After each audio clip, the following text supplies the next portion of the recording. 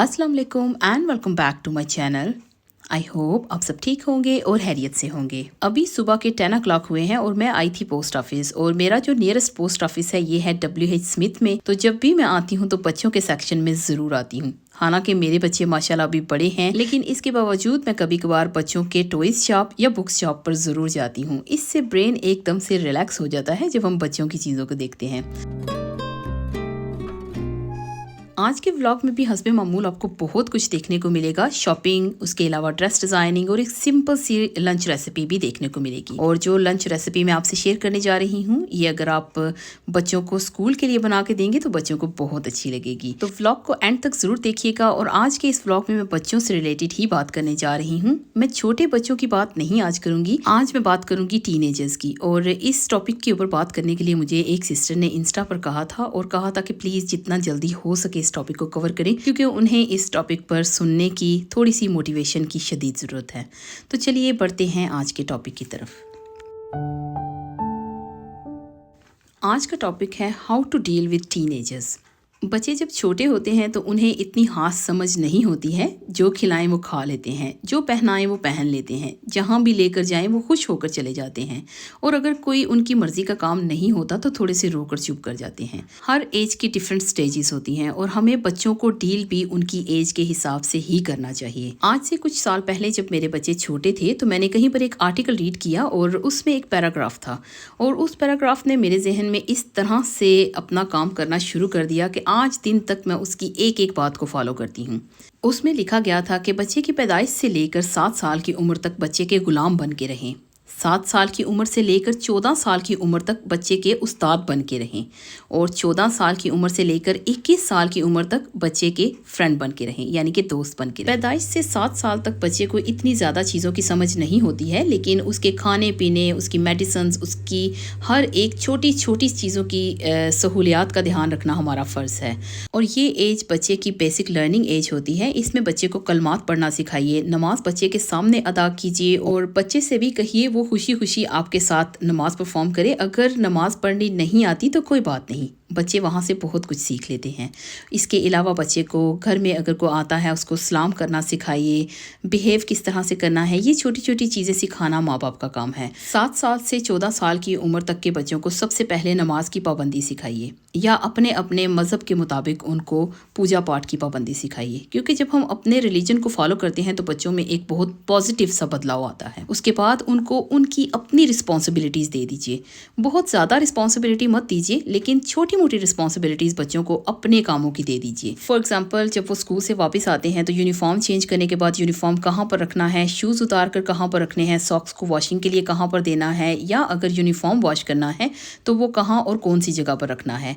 ये सब कुछ आप बच्चे को 1-2 बार जब सिखाएंगे तो वो खुद ब खुद इन चीज़ों की आदत में आने लगेगा और वो खुद ब खुद करने लगेगा। इसके अलावा स्कूल बैग्स को कहाँ पर रखना है, या होमवर्क्स के बाद अपने स्कूल बैग के अंदर अपनी सारी बुक्स को रखना है, अपनी पेंसिल्स वगैरह को रखना है, ये सब कुछ बच्चे को ज़रूर सिखाइए। इसके अलावा जो बेसिक फूड बच्चा पसंद करता है वो बनाना सिखाइए। जैसे कि बच्चे केक्स पसंद करते हैं, क्रिप्स वगैरह पसंद करते हैं, पॉपकॉर्न्स पसंद करते हैं।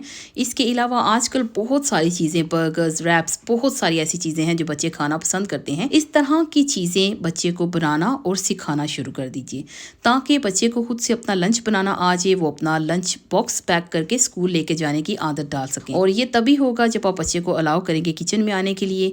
और बच्चे किचन में आएंगे तो थोड़ा बहुत मैस ज़रूर बनाएंगे, क्योंकि मेरा अपना एक्सपीरियंस है, मैंने बच्चों को सिखाया है, मैं जानती हूँ कि बच्चे थोड़ा सा मैस बनाते हैं। लेकिन जब बच्चे मैस बना रहे हों या बच्चे अपनी मर्ज़ी से काम कर रहे हैं तो उन पर कभी भी शाउट मत कीजिए, बच्चों को बार बार टोकिए मत, क्योंकि जब हम बच्चे को बार बार टोकते हैं तो उनका कॉन्फिडेंस लेवल एकदम से गिर जाता है। बच्चे अगर काम कर रहे हैं तो ऑब्वियसली कुछ गिरेगा, कुछ यहाँ वहाँ फैलेगा, कुछ टूटेगा भी। तो ऐसी सिचुएशन में आपका एकदम से काम होकर रहना किचन में ज़रूरी है। ज़्यादातर मदर्स को बहुत ज़्यादा दुख होता है जब किचन की कोई यूटेंसिल्स या कुछ क्रॉकरी वगैरह टूट जाती है। तो इसके लिए आपको ज़रा अपना दिल बड़ा करना पड़ेगा, और बच्चे की तरबियत अगर अच्छे से करनी है तो इन चीज़ों में बच्चे को इन्वॉल्व करना ही पड़ेगा।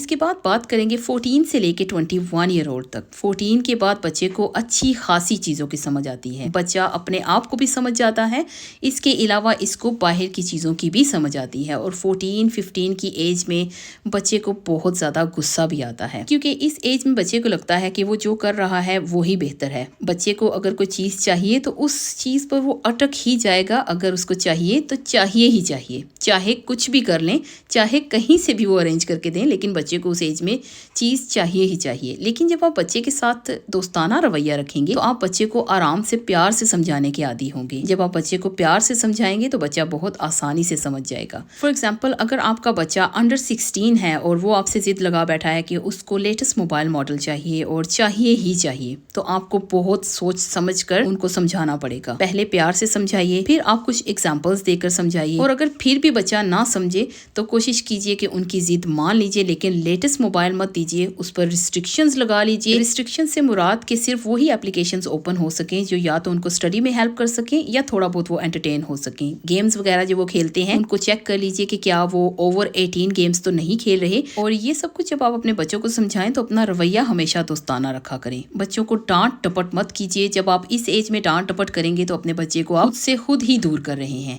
देखिए, हजरत अली ने भी ये कौल में फरमाया है कि अपने बच्चों को अपने जैसा बर्ताव करने पर मजबूर ना करें, क्योंकि वो एक ऐसे दौर यानी कि वक्त में पैदा हुए हैं जो तुमसे बहुत मुख्तलिफ है। और ये एक बहुत बड़ा सच है, बहुत बड़ी हकीकत है। आज के दौर में ये सब कुछ हो रहा है।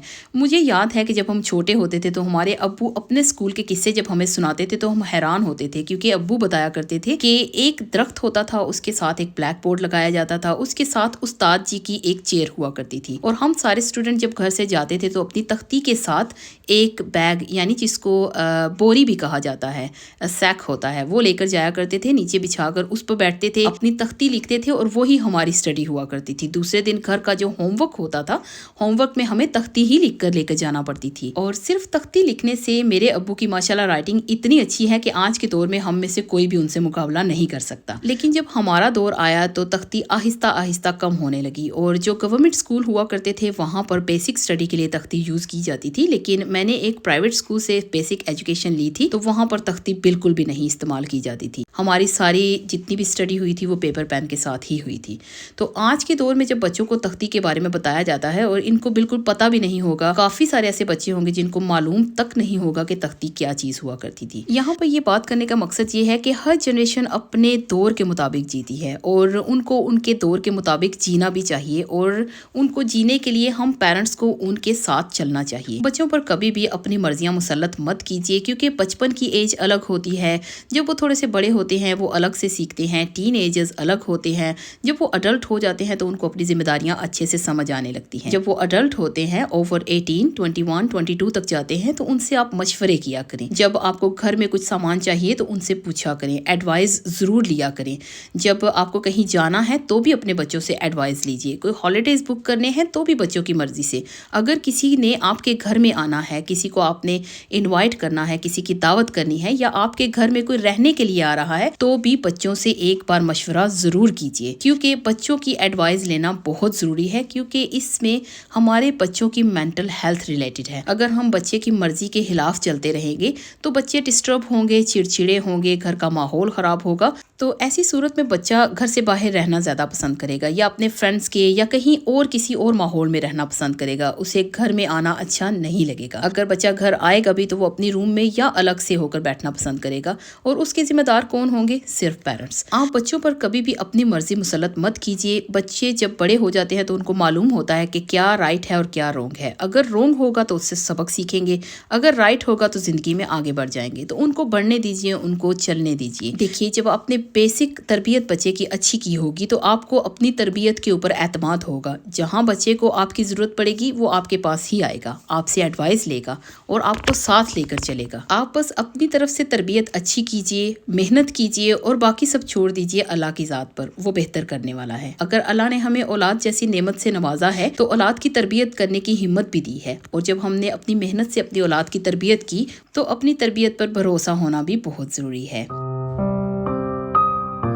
व्लॉग को एंड करने से पहले काफ़ी सिस्टर्स मुझसे खाड़ी के ड्रेसेस के बारे में पूछ रही हैं। तो मैं ये खाड़ी ऑनलाइन यूके से ऑर्डर करती हूँ, और ओवर 50 पाउंड यानी 50 पाउंड से ऊपर आप जब शॉपिंग करेंगे तो आपको वो फ्री डिलीवरी देंगे, लेकिन 50 से अगर आप 49 पर भी करेंगे तो आपको चार्जेस करेंगे। आई होप जिन्होंने क्वेश्चन किया था उनको उनका आंसर मिल गया होगा। आज की इन्हीं बातों के साथ आ गई हूँ व्लॉग के एंड पर। आई होप आपको आज का व्लॉग अच्छा लगा होगा। अगर अच्छा लगा please like, subscribe, share with your friends and family. मैं बहुत जल्द मिलती हूँ किसी नए व्लॉग के साथ, कुछ नई बातों के साथ, कुछ नई चीज़ों के साथ। तब तक मुझे अपनी दुआओं में याद रखिएगा। आप सब लोग अपना बहुत सारा ध्यान रखिएगा और अपनों का ध्यान रखिएगा। इसी के साथ आपसे इजाज़त चाहूँगी। अल्लाह हाफिज़।